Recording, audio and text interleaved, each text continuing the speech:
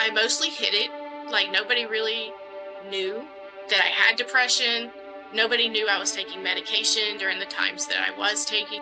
I just dealt with it on my own privately, if that meant like spending a long time going to the grocery store and driving around in my car or whatever it was. I hid it. So even my husband didn't know what I was dealing with. And during that time, I really was in survival mode, like just getting through the day in and day out, working, trying to survive financially, hustling, doing side jobs where I could, to stay afloat. In that time, I went to college and got my degree, which was a challenge. I did eventually get my master's degree. I did a lot in that time, but everything I did was like pushing through, like this veil of depression and negative self-talk.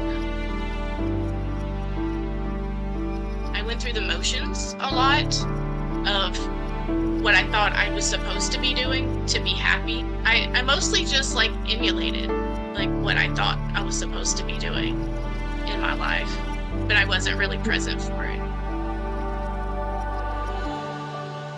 So when my oldest daughter graduated from high school, I realized at that point I didn't have any direction for my life. I had no like future plans. Like, I was so stuck in the survival mode of day to day that I didn't have a plan.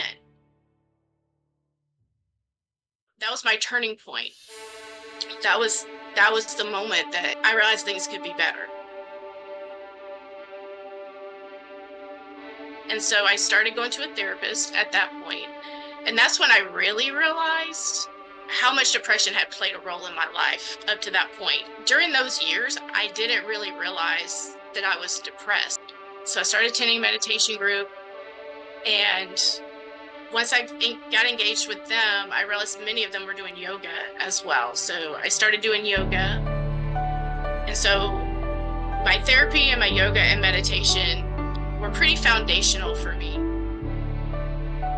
A practice that my therapist offered to me was, at the end of each day, write down one thing that you're happy you were alive for today. And so I don't write it down, but what I do is I take pictures with my phone. So when I'm having difficult moments, I'll just scroll through and look at my pictures and just remember those moments that I was grateful that I was alive for.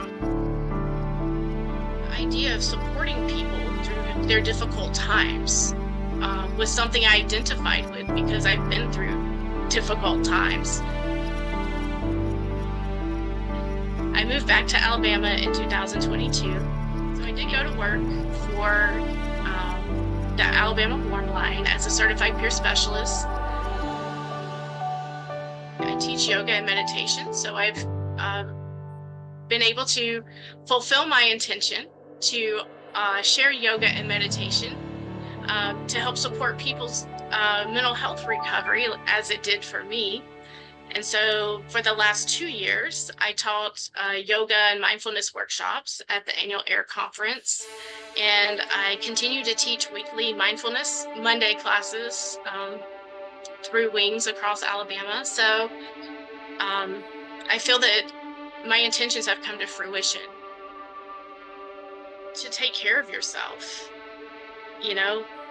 go to your doctor, let them know what's going on with you. And if they offer you a medication and you want to take it, then take it. If you don't want to take it, support yourself in a different way.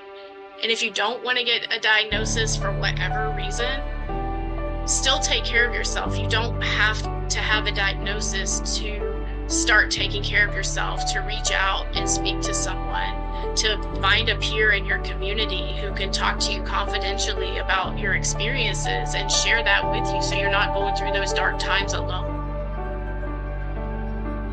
And breathe.